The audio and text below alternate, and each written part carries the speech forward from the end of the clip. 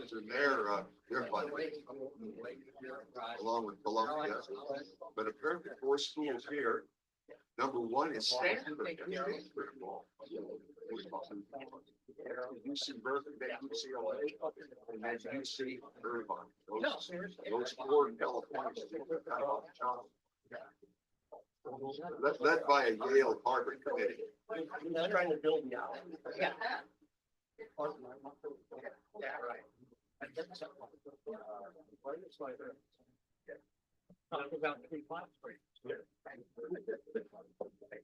Oh, okay. I don't know. That's amazing. You need one too? Lynn, Therese.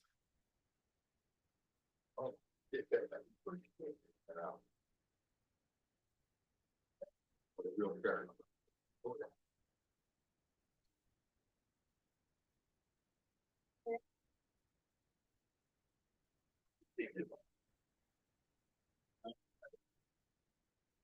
That's nice.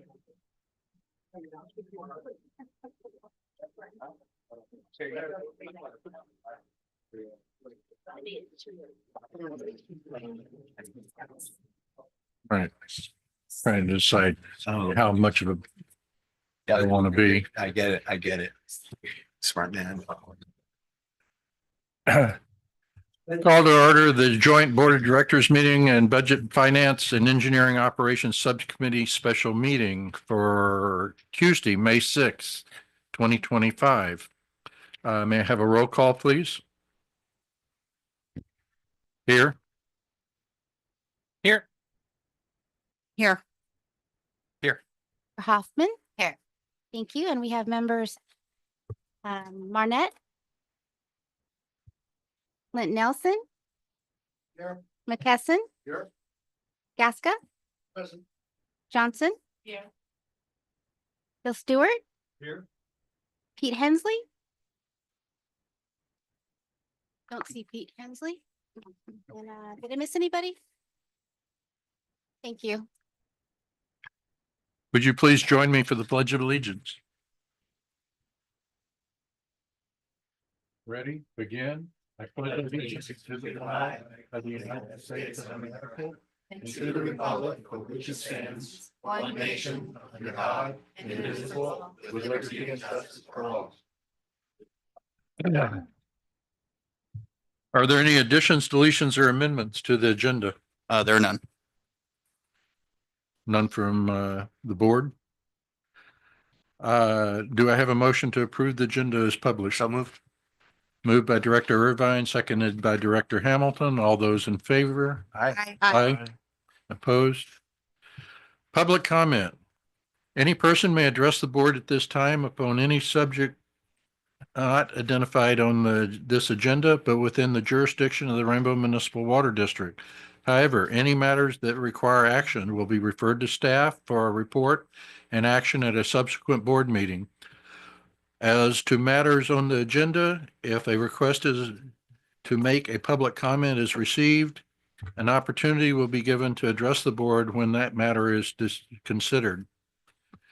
Members of the public may make comments in persons by submitting a speaker slip to the board secretary virtually through the virtual or teleconference options, or by submitting an email to the board secretary.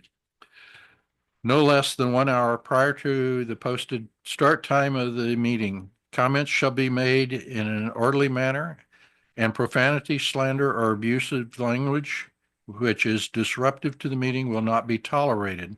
Individuals have a limit of 3 minutes to make comments and will have an opportunity when called upon by the presiding officer. I have 2 speaker requests. Dwayne, would you like to go first? Mr. Chairman, thank you, members of the board. I would have spoken to the item on regarding the budget, except when I leafed through all of these sheets and so forth, I didn't see anything related to ag water.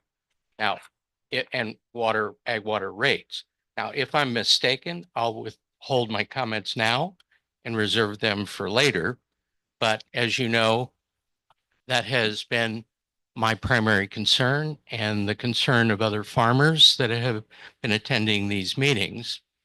And I also provided you with a handout digging in a little summary of Proposition 18, which was underlying the previous rate study.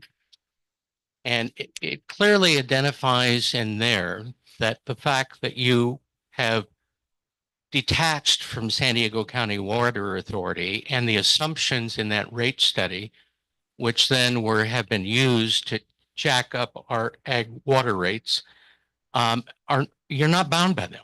You're in a new authority, you're in a new agency, you're with a new municipality, and that basically allows you to set a new set of rates.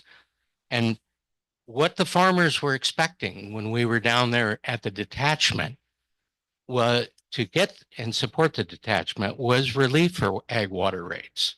But in fact, what has occurred in 2023, your ag water rates were at $4 a unit. In 2024, they went up to $4.91. We got a rate increase. On top of that, our fixed charges increased significantly. That wasn't the purpose for the ag community supporting the detachment. The purpose of us supporting that was to be able to help sustain agriculture in this area. Lastly, I don't know if any of you have read the Fallbrook or the Bonsall community plans. All the districts, all the land use, all the planning is governed by community plans. Okay. This district, this special district is part of the community plan. In the codicils for the overriding plan is the preservation and protection of agriculture. This has to be addressed. You are driving more farmers to idle their farms and go out of business, which is in complete contravention of the community plans. It's in complete contravention of the best interests of this district, which needs to sell more water. And the only reason ag isn't buying more water is it's too, and I can't say the word, expensive. Thank you. Thank you. Commander Bauer?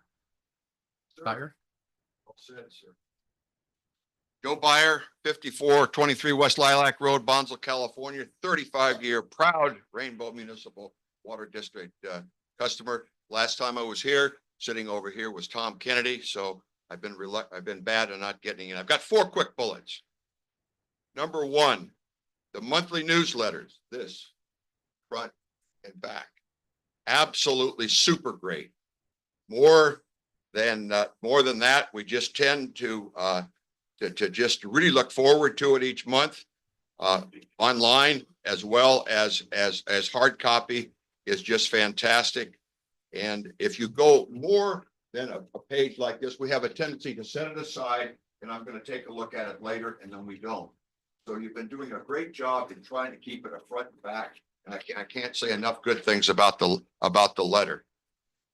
Look forward to it each and every month. Number 2 bullet of 4, the monthly bills. This is just kind of a recommendation to expand the line items to add the valve replacement, somehow the fund or whatever, the water line replacement fund, because those are getting really old. And just like when you go into your automobile dealer and say, wait a minute, I got a $2,000 bill. What? Well, I got these 4 things. No, there's not 4 things, sir. There's about eight things down here. You had us replace your radiator. Oh yeah. And then your 4 set of tires and all that. So by expanding the bill from the sewer fee, number 1, number 2, fixed water charge, and then number 3, the water usage variance charge, and maybe adding in a number 4, a valve replacement, a number 5, a line replacement, things along those lines might help. I know before it was O&M, operations and maintenance, but again, just like your automobile bill that you see this huge bill, it's just broken down a little bit. Oh, that's reasonable. That's reasonable. Yeah, I forgot about that. Okay, 3rd bullet item. of 4. The Wildfire Symposium support, fantastic. That District 1 lady sitting right over there was there the whole time, and you made a big difference. This lady right over here was here doing a wonderful job. This gentleman right here spoke eloquently at the doing. It was just tremendous, very, very much worthwhile. And number 4, and lastly, the teamwork core values flags that I saw coming in and parking in here that you got up. Very, very good. They stand out. Just keep up the good work. Go. And please consider too the agriculture. We live on a little tiny piece of property. We should suffer more to keep people like you going here, because we've got to do that. I don't call it a detachment. I call it we divorced. I was not for it. I was for FPUD and Rainbow Municipal District getting together and that sort of thing. But we people that are here that have lived here for 35 years and don't own a farm or whatever, we owe everything to you all. So please do whatever you can for these kind of people right here. Thank you so much for your time. Thank you. Review of the draft fiscal year 2025-2026 budget proposal. Yeah, and I'll kick things off and then hand it over to Constantine. He's got a nice presentation for you. He'll go into some of the details, but wanted to give you kind of a high level overview of kind of what you're going to hear today. And I'm glad, again, we really kind of started this last year with the workshops, right? And really the intent is we want everybody to kind of hear this all at once, right? This is kind of the first one we're putting this kind of all together in our budget. If you remember, we reviewed the CIP in March, also the water sales projection, which all tie into the budget. Last month in April, we talked about staffing. And so today you'll see both the operating and non-operating budgets that really bring all of those things together into our next, draft fiscal year budget. Kind of tailing off where we ended last year, we and I did provide the kind of handout. This was a newsletter that went out in December, and it really kind of detailed the plan that we had come up with, and really we were talking about the avoided cost, that due to detachment, right? So we had a 14% rate increase on January 1st that we didn't implement because we were detached, right? There's a 14% that would have came to us. There was a projection of another 16% plus this coming January. So January 1, 2026, that we won't be subject to. What we showed in that graph was what we did in January, which was we did no rate increase, right? We had a 4.5% about a year ago, July 1, 2024, 4.5%. But the intent was to leave that, keep rates flat all the way to January 1, 2026, which we still intend to do. This is on the water side. The plan at that point, because we knew what the Metropolitan rate increase would be. So Metropolitan is increasing their rates, and I'll let Constantino, again, will dive into the details, but that does have an impact on us. So at the time, when we were going through it, we had estimated 4%. That was going to be about a 4% impact to the district's budget. With all that we did in December and January, as far as the how we dealt with the exit fee, which was, we extended basically the repayment of that took a little bit of pressure off of even this coming January.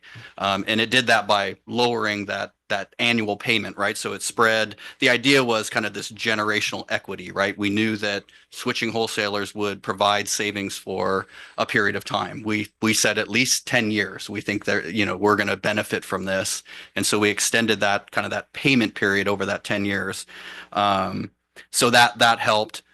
In addition to that, I think really our operations group and really, this whole team has really put a lot of time into this year's budget, and also a lot of time into really kind of optimizing. And these were some of the things that we had to do after detachment, right? The way we move water is a little different and things like that. But even everything from chemical cost. So we've really been able to bring the chemical costs down, even though the costs are going up, the consumption is down. And that's really a credit to our operations group who've really optimized what we're doing out at the Morrill Reservoir and within the district. Also on the energy side, we know we're going to see about a 9% increase in our energy cost. That is partially, we're doing what we can on that one, right? We don't have any control over that. But again, our operations group has really kind of started to hone in on practices and operational strategies to lower those bills. As you know, SDG&E now puts a lot of that on what we call a demand charge. It's not really the use kind of has shrunk, right, as the part of the bill, but it's really the peak demand is what they drive those monthly bills on. And so it's kind of forced us to kind of change the way we operate to be able to manage those bills. And our guys are doing a great job at doing that to try to offset some of that 9% increase that we know is coming to us in the coming year. To Commander's point, we've worked a couple of deals with Fallbrook for shared services. So us, and so that has made its way into this budget, mostly in the administrative type expenses and things like that. But we're gonna be sharing some services next year. Also, our legal costs have gone down. A lot of our outside consultants, those costs have come down. And so really on the operation side, we've put a hard push into trying to reduce those costs because the initial this was supposed to be just the pass-through. The 4% was just supposed to be the pass-through for Metropolitan. Basically, the way we've got our budget now with all those actions is we're proposing 4%. That is the budget gap, right? With all those increases, that's the budget gap. But that's inclusive of everything. It's supposed to be 4% plus, 4% pass-through plus Rainbow's kind of out of our control cost drivers, energy, chemicals, things like that. We've basically fit that all within the 4%. So that's what you're going to see today. And again, you'll see more detail. Again, to the Commander's point, this also fully funds our CIP, which is something we haven't done in a while, right? We have a lot of deferred CIP projects. And so over the next 1, 2, 3 years, this really kind of sets us up to fully fund that CIP and replace those pipelines and replace those valves. If you drive around town today, you'll see our guys out there digging up some pipelines and fixing leaks. And those are things we really need to start to address. And so this is really the first year of that 5-year plan that we laid out last year, and this keeps us on track with that plan. Again, I think a lot of the actions we took really reduce a lot of that rate pressure, but that's what we're talking about today. So again, Constantine will give you those details. On the wastewater side, a little bit different. We're still playing a little bit of catch up. From years past. And so we've done a pretty good job. We've been working hard with the city of Oceanside to help with those costs. The initial numbers we got about a month ago, and we kind of warned was that the engineering operation? No, budget and finance, that we might be looking at our full Prop 218 number, and we might have to pass through some of the Oceanside costs because the increases that they were showing us initially were so large. We've brought those down to a reasonable level where we can fit within what we had approved through our Prop 218 notice a couple of years back. So that's kind of the highlights.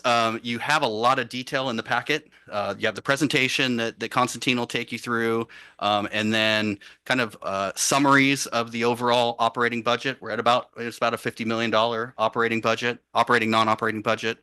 And then there's a whole bunch of detail behind that, department level details. We did make some adjustments to that. We have a great accountant on board, and so he's really kind of honing in kind of where, cost buckets and things like that. So you'll see there is some differences from last year where we had moved some things into different buckets just to track them better and things like that. But overall, you'll see the increases on the operating budget are pretty small. And it's really those efforts by staff to really kind of hone in what are the needs only, and really trying to push the other things that we need, right? The CIP and those things. So again, that's what you'll be hearing today, and I'll hand it over to Constantine to kind of take you through the details. Thank you, Jake. Really great introduction and kickoff. We'll go over my presentation that I put together for our budget for fiscal year 26, and our plan is to have it approved at the board meeting on May 27. So this will be at the end of this month. So we are close to the actuals on the numbers, planning no changes from what is going to be presented. And the way I broke down our budget, and first we're going to look at the water fund, which is Fund 01, and then we'll look at our wastewater fund too. So we'll review what are we spending on and how we're going to pay for it. First, I put together our major cost drivers that will drive our budget. And we received numbers from Metropolitan for fiscal year 26. They're planning on January 1 an increase for water rates that we are buying from them at 9.5%. We have their capacity charges, fixed charges from Metropolitan will increase 11.5%. CalPERS unfunded liability will be increasing about 20%, and it will depend on the market performance, but that would be an estimate at this point. And our labor cost will increase about 5.6% for Rainbow, and primarily driven by health insurance increase of 7%, and the costs that are really out of our control at this point. Electricity costs will increase by 9% from San Diego Gas and Electric, and it's really not just affecting Rainbow and affecting all the ratepayers. Everybody's daily costs increasing. That's what we're seeing for the next fiscal year. We also have some new environmental and compliance costs that we have to follow through to stay in compliance with the state regulations, especially on the new EV vehicles regulations that we need to install new chargers and purchase some electric vehicles here at the district. And then we also have new state regulations on the backflow prevention and some new regulatory permits on the wastewater side. On the next 3 slides, I want to show our past and the present and the future of water purchases. This was before the detachment in fiscal year 24, and that is how much we paid for water purchases from San Diego County Water. And I noticed that we pay a lot on the fixed charges, especially we were charged a lot on the dry months, like in March when we're buying less water from them, and we would pay up to $3,375 per acre feet. So that was really costly for us. And we were punished more by not buying more water by San Diego County. And this is a picture for the current fiscal year 25. In yellow columns, you will see that is post-detachment in November. And then you can see how much already we decreased the cost of water purchased. Even on the driest month, like March, cost decreased by 49% compared to fiscal year 24, and we're paying 1,642 acre feet. So that's really great news for us because our cost will decrease, and I believe that was a really good move for Rainbow to detach because our current fixed cost decreased a lot, and it was really unsustainable, the increases that we were receiving before. And this is third is the future, our budgeted fiscal year 26. It was previously approved by the board that our target number of water sales is 11,000 acre feet, which is an increase by 1,000 acre feet compared to the current fiscal year budget. And that is because as of February already for this fiscal year, we're already at almost 10,000 acre feet water sales, which is excellent numbers for us. We're increasing our revenue, and we're conservatively budgeting for 11,000 of purchases. This is how much we're going to sell. Plus, we also have to budget for some water loss for main breaks and things like that. So about 8% at this point. Constantine, can I Yes, take a question here? of course. I'm struggling to understand why the total rate goes up when we're buying less water. It implies the fixed charges, which are not fixed. Well, Met still has fixed charges. I mean, Yeah. they're considerably less than the county water authorities, but there still is fixed charges. So when we Oh, do yeah. buy less, we still accrue some fixed charges that make the overall cost go up. Maybe it's, oh, okay. The right column is how much we pay per 1 acre feet purchase. And that will be more expensive as you Oh, buy cost less per acre because foot. you Okay. have to Okay. load Thank all you. the fixed costs. I understand now. It's, Yeah, the less you buy, the more expensive it gets. yes, So, yeah. and that was way worse with San Diego County. That's what I noticed, especially on the dry months in March. That's when our cost per acre feet was just spiking because we are just paying for fixed charges. And therefore we get less revenue from water sold.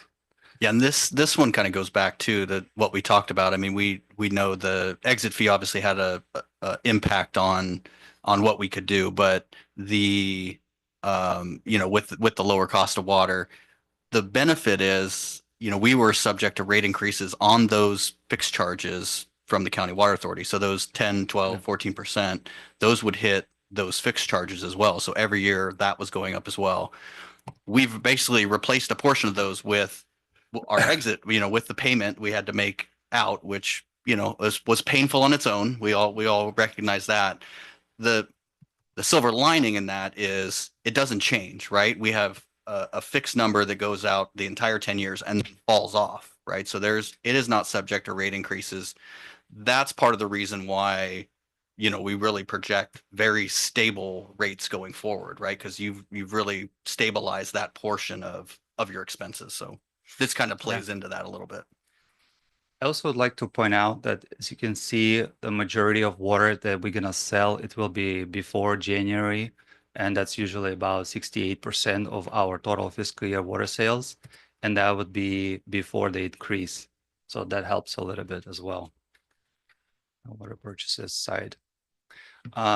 Another item that we have to pay for is our debt obligations. All the loans that we borrowed to continue operations, and I put together all of them here. And this is just for water fund. We have another loan on the wastewater side. And as you can see, in the fiscal year 26, our loan will go up by 62%, which is 2.4 million more than what we paid this current year. And it has to do with financing the exit fee, which is 15.8 million in total. And that's the green line that you can see, and it will fall off in fiscal year 35. So, but for the next 3 fiscal years, we do have high loan payment, and this includes principal plus interest. Right. Next, our labor cost review. Our labor is not really going up that much. It's as expected, at about 5.6%, which is driven primarily by 7% increase in health insurance. Our average COLA increase is 2.5%, and average merit increase calculated about 4.4%.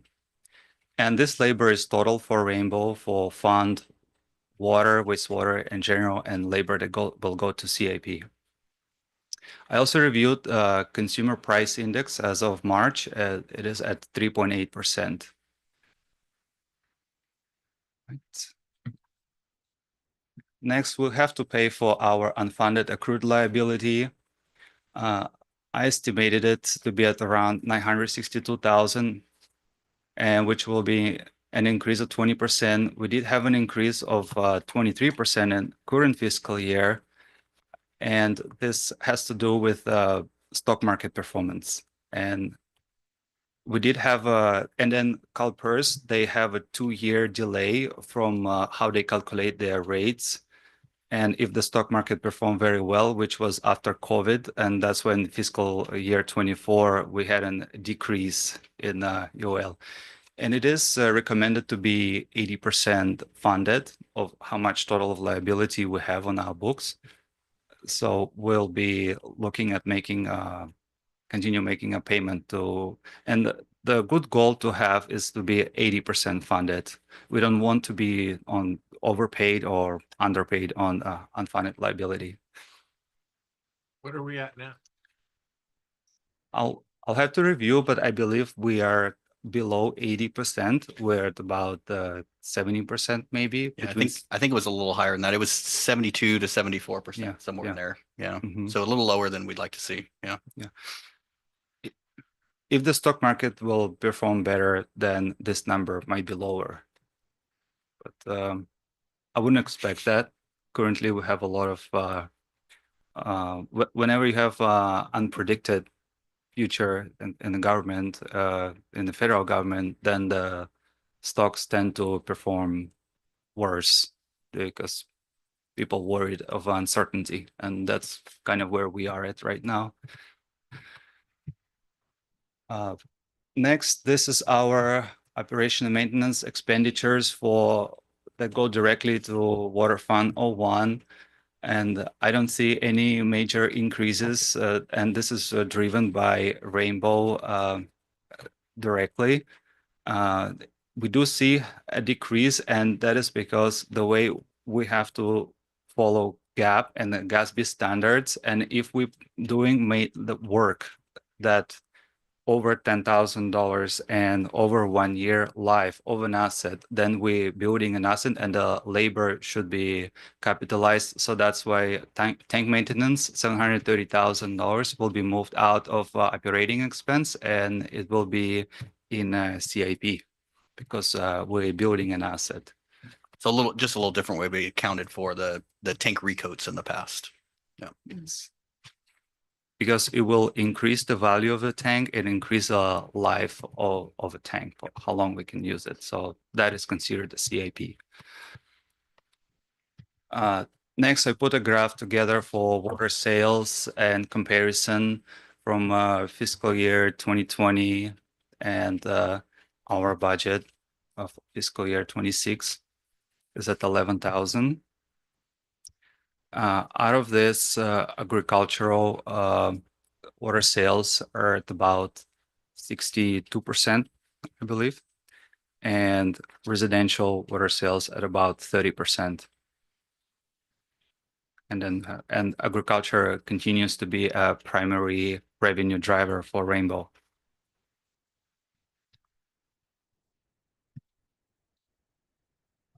And here's the slide on the water revenue breakdown. We are budgeting at 50.5 million in revenue for fiscal year 26, assuming of 11,000 acre-feet of water sales. If we'll have more wet year like last year, then if we'll sell less, for example, if we'll sell by 1,000 acre-feet less, then we'll lose at about 1 million of revenue. So that's why it's so important for us. And we are trying to guess and estimate weather at this point. But since we are primarily driven by agriculture, we do depend on weather, and our revenues will depend on weather as well. That's why we conservatively budgeted for 11,000. So and we'll come in at around 50.5 million. And here I put a slide together of all the revenues, what we will need to collect, and what are we going to spend this on. Our net revenues will be zero because we're, as a government, not allowed to profit of ratepayers. And this is exactly how we're going to spend all the revenues on. Major expense continues to be water purchases from Eastern Municipal Water District at 18.2 million. Then we'll pay for debt services, 6.3 million. And then second largest expense is labor, 9.2 million. And we'll have to pay for CalPERS UAL and operation and maintenance. And we have to fund our CAP as well. Okay.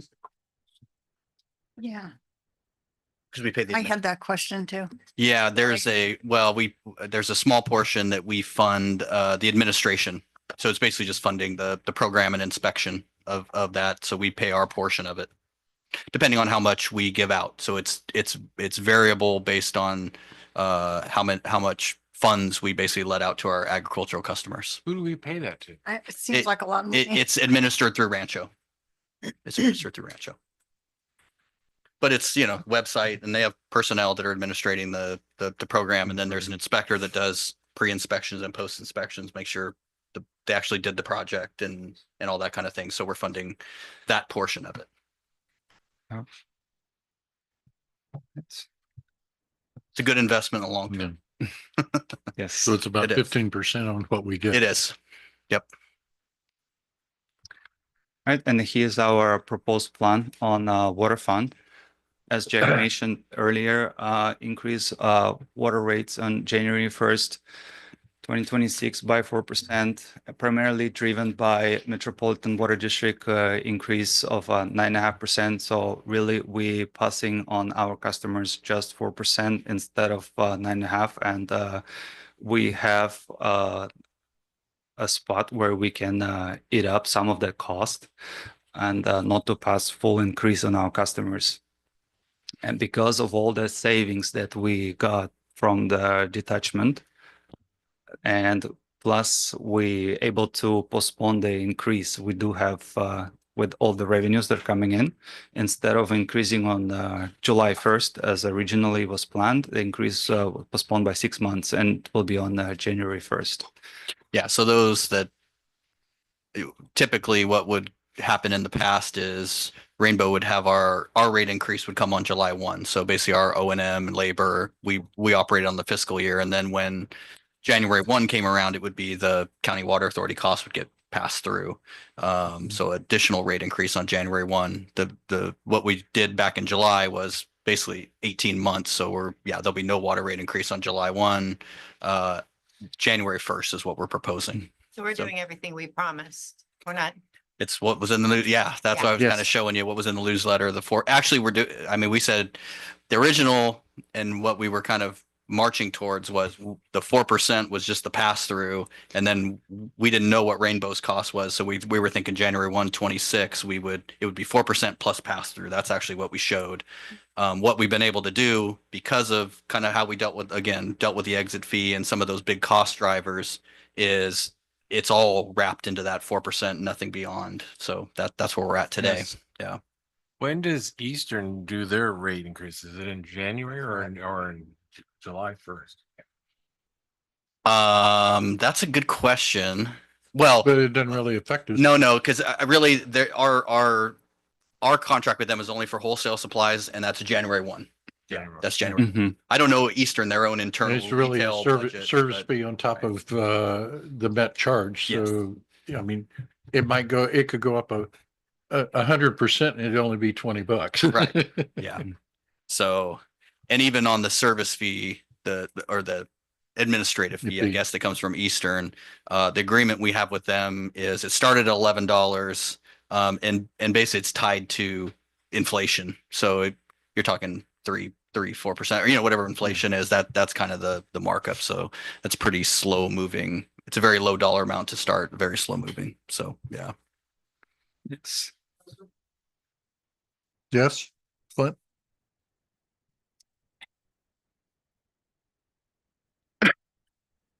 Arnett just pointed something out to me, and it follows with another point. On the prior slide, number 13, which is, I think that's essentially the big picture of the budget for the water side. It is. Right. That's the big picture. And Bob was asking me, do we not budget to establish reserves? Because reserves is not shown, and I am just curious what the scoop is on that. So that's item 1. And the second item is, and this is something that I have discussed with Jake, and it's something that I've discussed briefly with Constantine. Jake and I are, I think, in alignment, but I think we have a difference on timing. And that is, if you look at debt service at $6.3 million and CIP at $8 million, you've got $14+ million in expenses that currently have to be covered by rates. Where it comes from. And what I have suggested is that we could look at a huge amount of the debt service and all of the CIP for you pick it 5, 6, 7 years running at a burn rate of 8 a year, 8 million.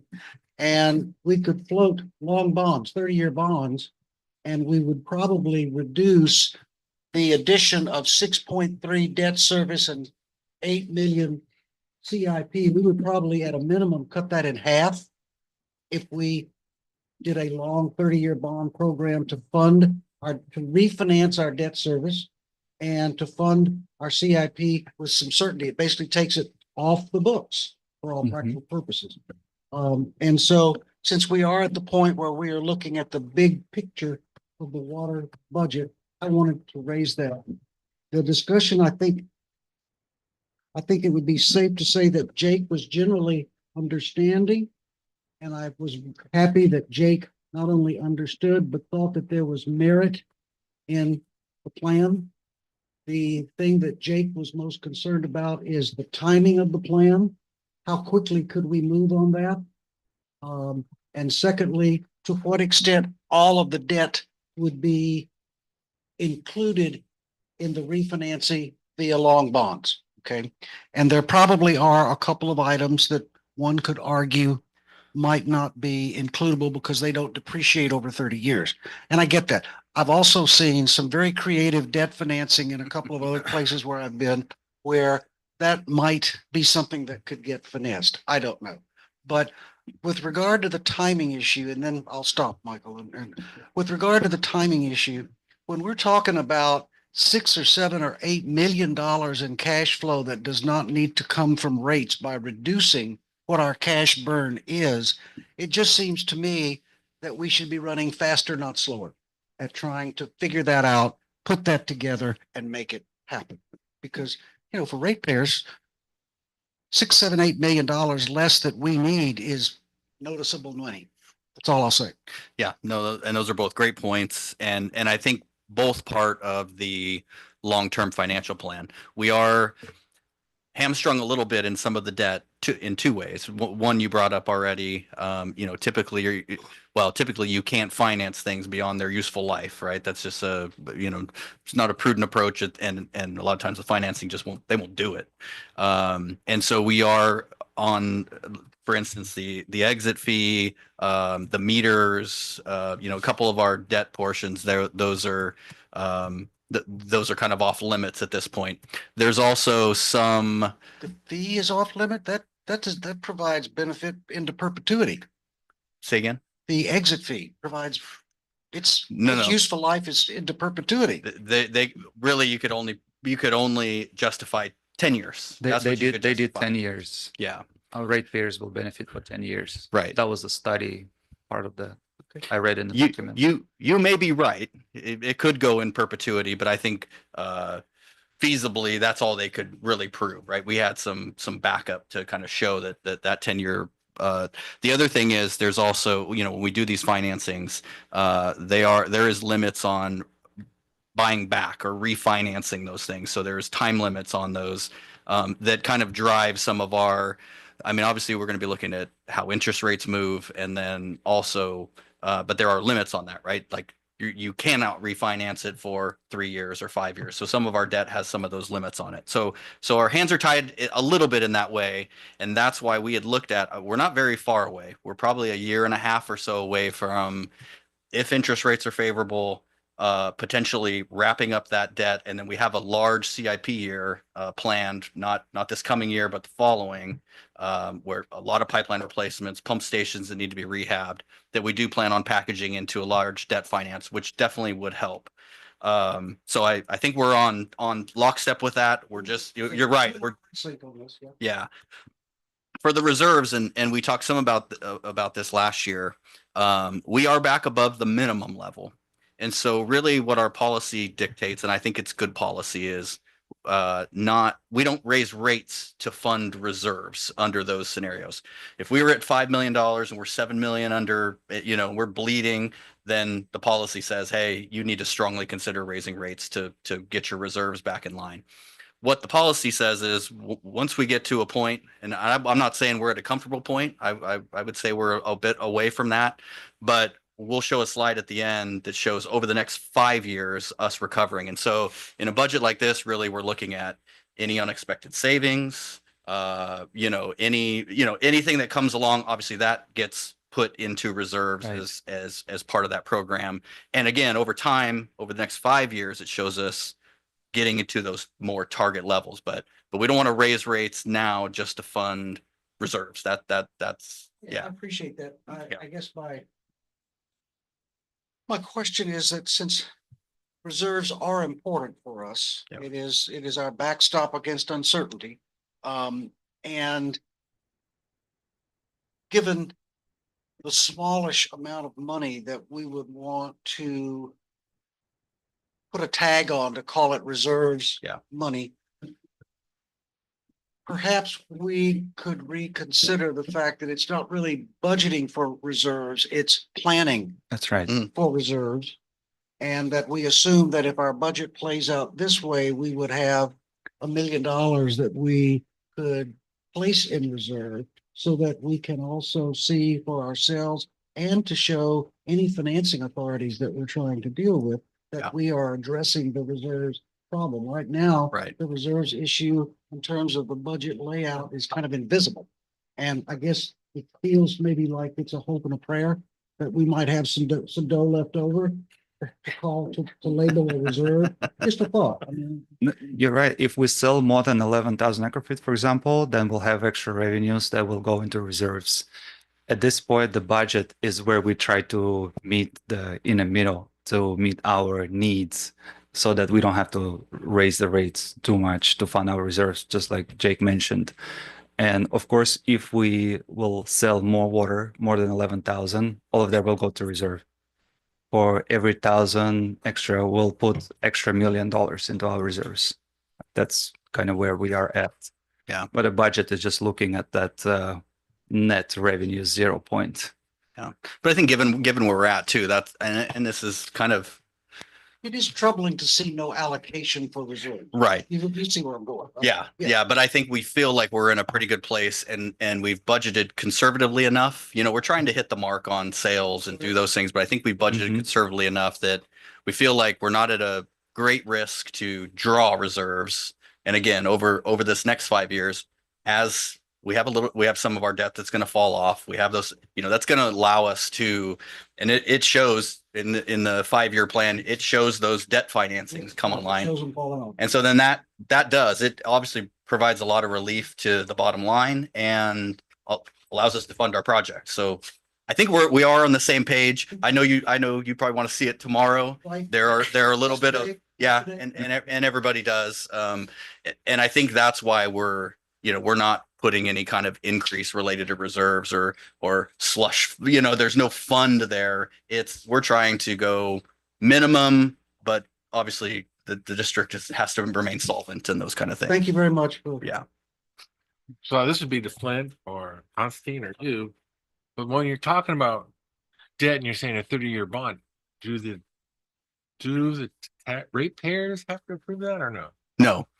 No, that is something that can actually be financed it's actually by the facilities. You're actually, I think several years Yeah. ago, 2 or 3 years ago, the board actually passed an ordinance eliminating the voter requirement for long-term debt. yeah, secured and debt. it's it's common for public agencies but what you do have to have is obviously the assets to back it up. So it's got to be spent on those assets.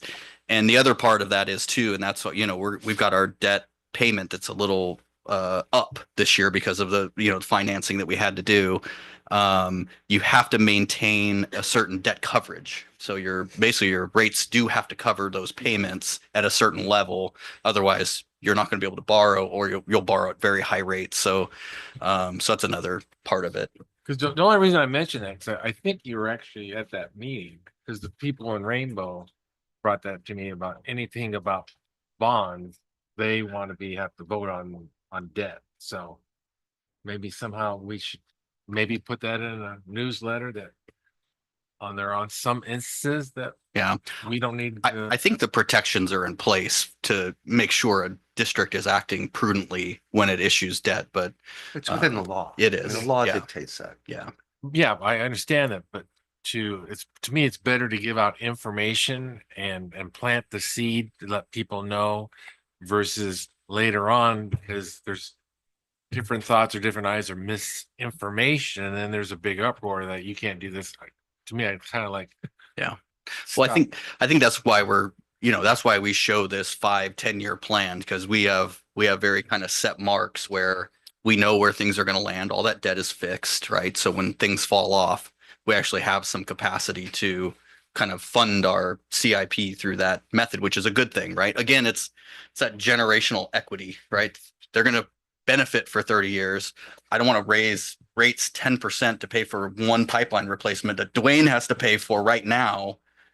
That spreads that out to everybody who's going to benefit from that pipeline. So, but I understand what you're saying. Getting that information out, that might be a good thing. But pretty common practice. Very common practice. Directors, thank you for Yeah. hearing my comments. Thank you. Thank you, Flint. Constantine, you're back on. Thank you.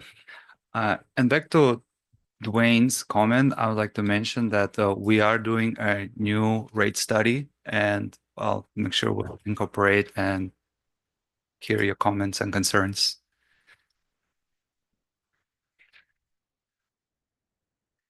And,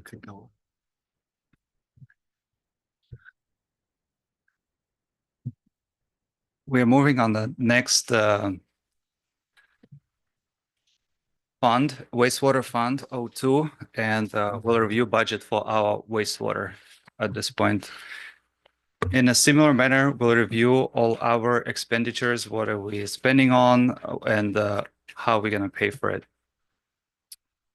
And that's the structure I like to follow. Primarily, major expense on wastewater fund is how much we're paying for treatment of our wastewater, and payment go to City of Oceanside. And like Jake mentioned earlier, preliminary first numbers that we received from City of Oceanside, there were by 20% increase. 26. 26% increase on O&M plus CIP.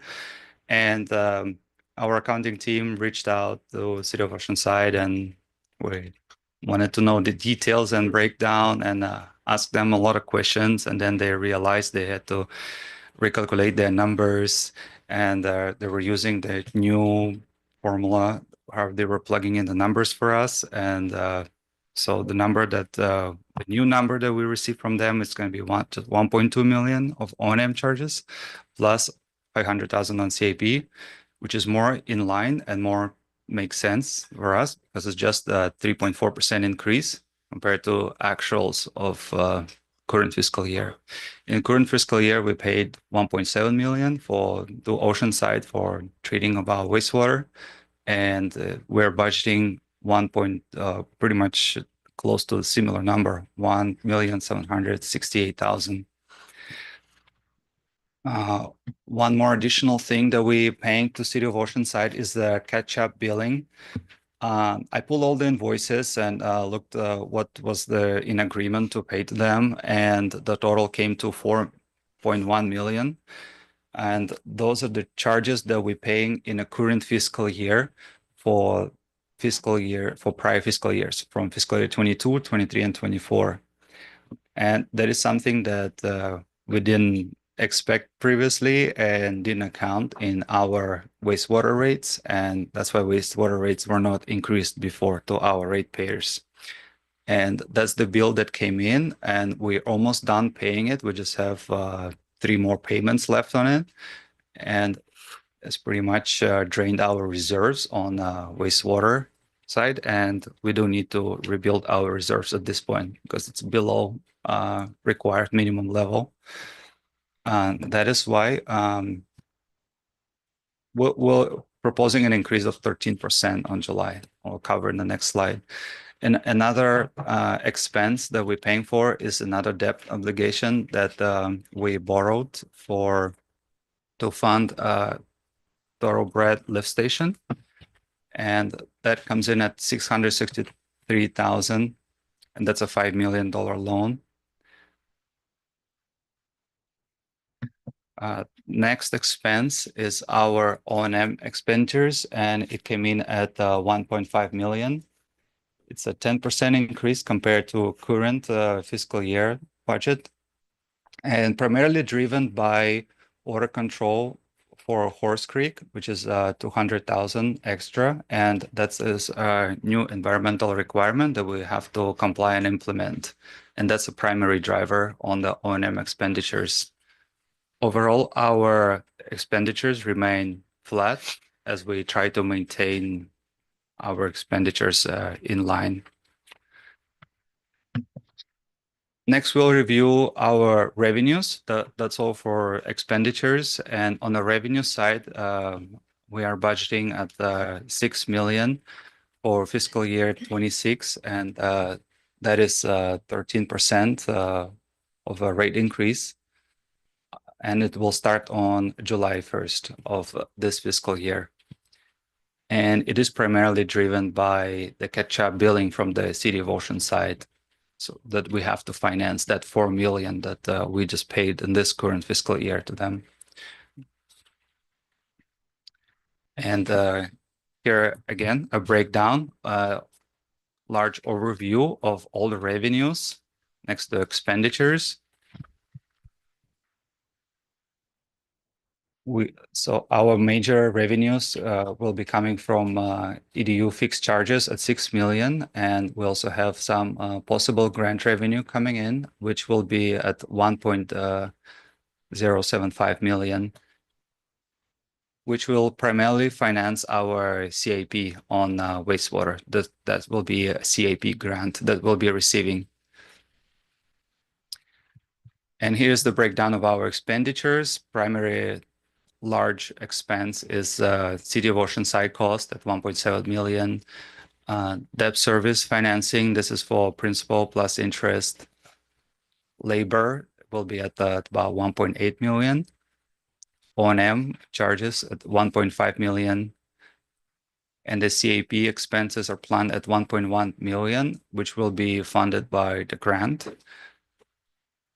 And we put towards, and the difference will just put towards the reserve recovery at this point. And if there's no questions on that slide, this is our proposed plan, as mentioned earlier, on July 1st, 13% rate increase for catch-up billing. And it's really great that we heard good news from City of Oceanside that they went down on their, how much are they going to charge us? Otherwise, we would have to do pass-through cost increase. And as of right now, we're not looking at any additional pass-through cost increases because City of Oceanside were able to go down on their O&M charges, and they reviewed their invoices. Constantine, Yes. where did you find that we owed this money? Like we're catch-up billing, like this is, or how long has it been out there that we haven't been paying was it their fault or our fault? They realized this current fiscal year, and then they gave us the bill with a breakdown, and I guess it was agreed earlier to pay in 17 equal payments, and it was for O&M plus CAP, and it was their fault because they were not looking how much are they charging. And then they just realized this fiscal year that for the last 3 fiscal years, they didn't send us A bill. any single bill. And I believe they had a change in their management, change in accounting, where they reviewed and realized that they're missing the revenue. So, and they came up with a total of 4 million. I looked at the past due bill and the contract that they sent us with agreement. The good thing they didn't, well, since it's their fault, they didn't charge us any interest on the past Late due penalty, payment. 300, I think. Yes, because it wasn't our fault for missed payments. And And then we they're giving just- us time. We didn't receive them. How much They gave is us that 13% gonna touch our taxpayers? Our ratepayers? Sewer customers, yes. on Yeah. on the sewer. Like, how much would that be like per bill, do you think? It's Or it's how much under dollars? $10, $9. So right now we're paying $75.23, and then it will go up to $85.01 per EDU. How many? 26 for 728? Will it be that way for a while? Through the end of Yes. this fiscal year. It's projected to have a 13% increase incrementally, 27 fiscal year, 28 fiscal year, It's gonna keep going up. by 13% Yeah. each year in order for us to finally pay for that 4 million. Just in case anyone asks, I could. But we didn't have an increase for a while on our wastewater rates. It's a bit of a catch up. But that's gonna have to be explained. So, That can go in with the other so explanation. if I understand right, we have this 4 million that we're paying them, but we're spreading the recovery of that 4 million over multiple years Over 4 at years. 13% a year. That's Okay. correct. In order not to shock customers them, with yeah. the 100% increase. Yes. So that We also did a rate study that basically showed our sewer rates are a lot lower than the local area. yes. So we're really not only doing catch up, we're catching up to being more consistent with the average in the area.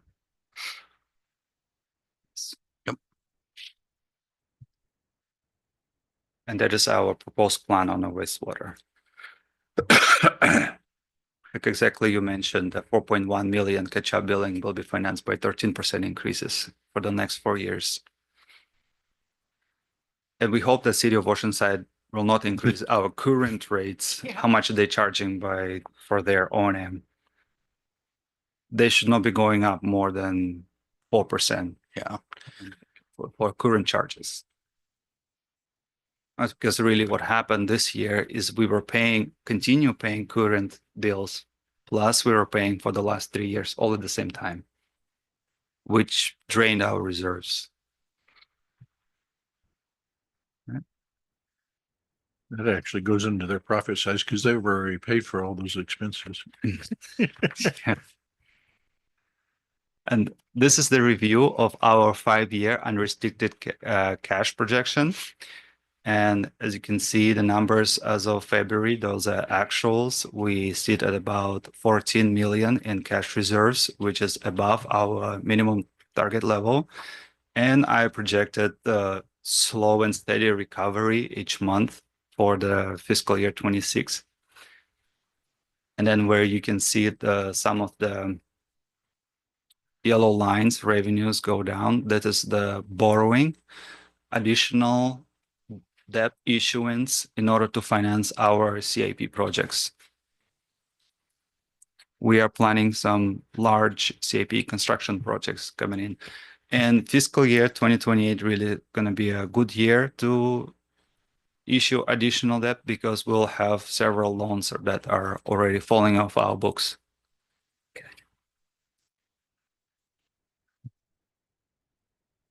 Overall, we're planning on the steady trajectory over here. So that's the primary goal, is not to shock customers with major rate increases. And to Flint's point, we do have a rate stabilization fund, and that is where the extra fund's going. And the purpose of that fund in governmental accounting is to offset any extra spikes in cost that we get as an agency, and not to pass on our ratepayers in that fiscal year.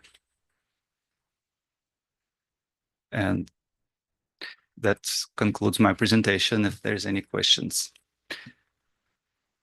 Yes, Director In Irvine. the very beginning, you mentioned that our sales of I think ag was 62%, and you said that the residential was about 30, Right. but that's all right. So then we're missing 8%. There's commercial Oh, industrial, it's the rest. yeah, Mhm. businesses and yeah. Okay. Yeah. Like schools, construction. Yeah. Developers, Okay. they take the small part. And those percentages will change as years go by. as more residential, we'll have more residential customers. So we'll see a small shift, but I don't see any large shift away from agriculture being a primary driver for revenue. Just for near future. Why lower there? In November. In 26th? November 26th, Yeah. we'll be spending on CIP construction. I think that those usually coincide with debt payments too. You'll see a little drop when we have a big debt payment and Okay. then you'll see it. Goes up. Yeah, then you'll see it Yes. recover again. Yeah. The way our debt structure, we have principal payments twice a year. Yeah. Yeah. And on that day, our cash flow will drop and recover again. Mhm. I think that's all we have today.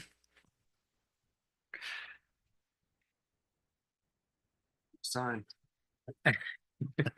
Nothing today. I mean, we're just looking to get feedback, questions, from both the, committee members, board, public, and, we'll be back in May with the various, resolutions and such. We don't have to take any action on water right now. We're not proposing anything. So we'll be over the next few months kind of looking at the actual rate card. And I know that's of interest to everyone.